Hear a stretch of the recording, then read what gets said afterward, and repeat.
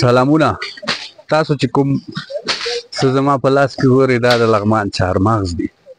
دومره ښایسته چهارمغز دي او دومره ښه حاصلات دي چې خلک ورته هم خوشبینه دي.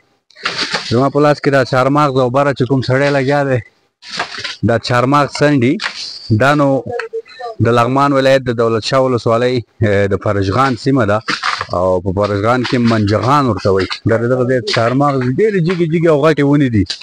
په دغه ونو کې دوی لګیا دي چهارمغز کوي او د دوی کار روان دی. موږ هم په همده باندې غږېږو چې سږکال دولت شاه چهارمغز څنګه دي، د لغمان عموما د لغمان چهارمغز څنګه دي او د دوی حاصلات څنګه دي. لغمان کې د چهارمغزو حاصلات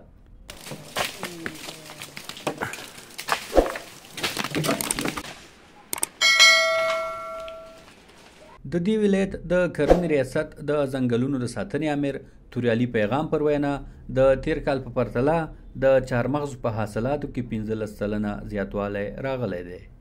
چهارمغزو حاصلات د تیر کال په نسبت باندې 15% زیاتوالی کړی دی.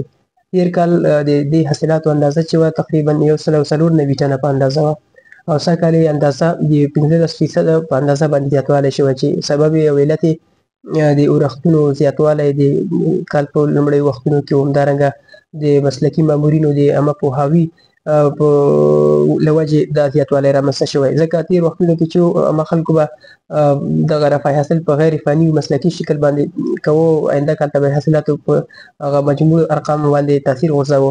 نو سږ کال د دغې عامه پوهاوی په نتیجه کې د حاصلاتو زیاتوالي سبب شوی دی. بل لور ته د سیمې خلک هم وایي چې د چهارمغزو په حاصلاتو کې د تیر کال په پرتله زیاتوالی راغلی، خو مسؤلین باید ورته د مناسب بازار برابرولو سربیره په کرنیزه برخه کې همکاری لا زیاته کړي.